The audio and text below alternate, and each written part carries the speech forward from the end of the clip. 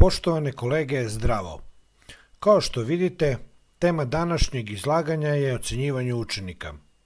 Sadržaj ovog predavanja nastao je još pre nekih 20 godina, kada sam prisustvovao januarskim zimskim susretima učitelja u Beogradu. Ne znam tačan naziv autora, ali znam da je bila psiholog ili pedagog i da je održala odlično predavanje na temu ocenjivanja učenika. Najveći deo tog predavanja sam zapisao. Kad god pročitam ovo predavanje, uvek sebi nađem grešku u ocenjivanju. Zbog toga sam odlučio da sadržaj ovoga podelim sa vama u cilju poboljšanja našeg ocenjivanja. Vi pratite kanal učitelja Slađana Petrovića Đuse iz osnovne škole Branko Radičević iz Bujanovca. Ako vam se ovo dopadne, ostavite neki komentar, lajkujte i nastavite da pratite moj kanal. Ocenjivanje učenika. Ocenjivanje učenika je praćenje i vrednovanje rada i uspeha učenika. Ocenjivanje je ono po čemu će nas učenici najviše pamtiti. To je najslabije rešen zadatak obrazovno-vaspitnog rada. Zašto? Zato što je ocenjivanje kao komponenta obrazovno-vaspitnog procesa veoma složeno i kompleksno pitanje, jer se može i mora posmatrati sa više aspekata: društvenog, pedagoškog, psihološkog, sociološkog, etičkog i metodološkog. Zato što predstavlja mesto najčešćeg sukoba, nesporazuma i nepoverenja između učenika, nastavnika i roditelja. Zašto je ocena važna? Ocenjivanje i ocene su važne za učenike, za nastavnike i roditelje. Za učenike školske ocene određuju njegov status u očima nastavnika, školskih drugova, roditelja, rodbine i skoro svih koji ga poznaju.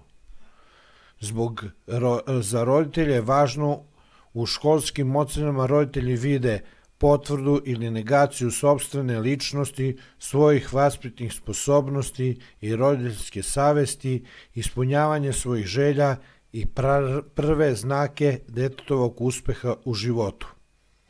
Za nastavnike ono svojim ocenama izražava ukupnost viđenja učenika, svoju moć i superiornost, u učeničkom uspehu vidi rezultate svoga rada, a u neuspehu učenika najčešće vidi otpor prema sebi i pretnju svojim stavovima ili umišljenim kvalitetima. Kakva ocena mora da bude? Ocenjivanje nije haotično, već plansko. Plansko podrazumeva planiranje ocenjivanja po vremenskim jedinicama, posle određene teme, nastavne celine, tromesečja, polugodišta i na kraju školske godine. Planiraju se oblici i metode ocenjivanja, usmeno, pismeno, putem testova, ocenjuju se aktivnosti, domaći zadaci, zalaganje i trud učenika, a sada po novom ocenjuju se i ishodi i postignuća. Ocenjivanje nije kampanjsko, već stalno kontinuirano. Stalno kontinuirano ocenjivanje je posle teme, veće celine, lekcije ili vežbe i u toku samog procesa učenja. U ovom posljednjem najviše dolazi do izražaja mogućnost nastavnika da prati razumevanje i nivo usvajanja novih sadržaja kod učenika različitih mogućnosti. Dobar je pokazatelj nastavniku za dalji rad. Ocenjivanje nije jednostrano, već svestrano. Šta ocenjujemo? Koji su elementi koji se ocenjuju? Ocenjujemo znanja, kvalitet i kvantitet, umenja i veštine, odnos prema radu, ukupan razvoj učenika, pedagoški, psihološki, emocionalni i socijalni. Ocenjuju se znanja, usvajanje činjenica, pojmova, definicije, zakonitosti, pravila, teorije, obim znanja, kvalitet znanja, nivo znanja, stepen razumevanja i shvatanja. Ocenjuje se umenja i veštine, primjena teorije u praksi, to je sigurnost, samostalnost, racionalnost, estetika, ekonomičnost u radu. Ocenjuje se odnos prema radu, kako učenik radi, to jest urednost, zalaganje, ozbiljnost, tačnost, planiranje i kultura rada i govora. Ocenjuje se ukupnost razvoja učenika, individualni razvoj učenika prema ličnim mogućnostima, ali i kolektivni razvoj. Ocenjivanje nije subjektivno, već objektivno. Objektivno podrazumeva distanciranje od različitih subjektivnih uticaja. Ko ometa objektivnost? Nastavnici, učenici, uzajamna interakcija i ostali faktori.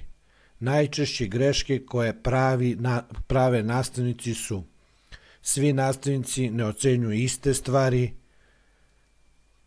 kad ocenjuju iste stvari imaju različite kriterijume.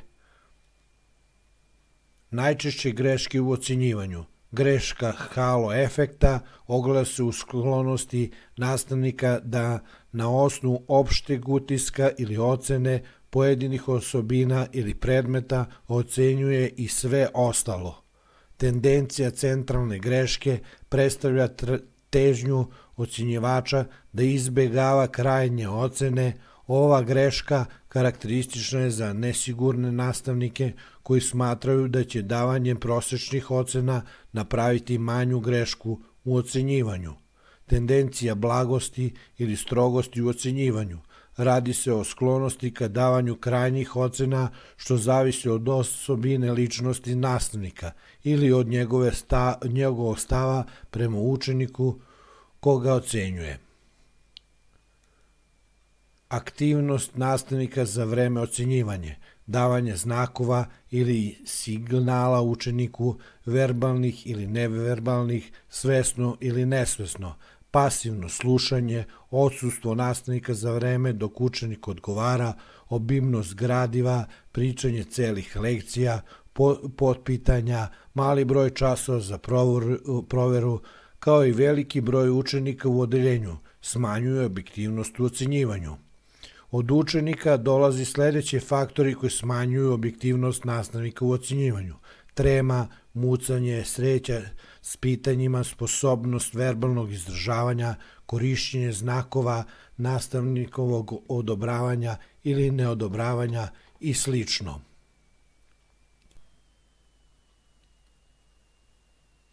Ocenjivanje nije destimulativno, već stimulativno.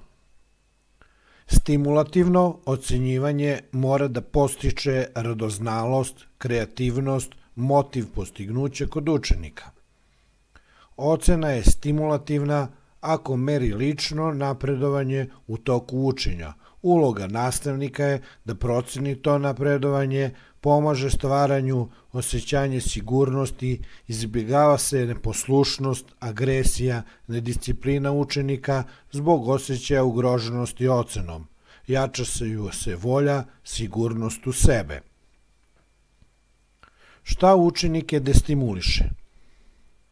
Jedinice, vređanje, nepravda, nerazumevanje, osvetoljubivost, nedozvoljavanje da se popravi ocena, nedovoljno objašnjenje, površnost u radu nastavnika i još mnogo toga. Ocenjivanje nije tajno, već javno. Zašto nešto krijemo? Kad ocene moraju biti javne, javno iznešene i obrazložene u odnosu na unapred postavljene kriterijume, koji su učenicima poznati. Ocena mora biti obrazložena i zbog toga što time učenici uče šta treba da nauče, šta sve ulazi u ocenu koju su dobili i šta treba da urede da bi popravili ocenu.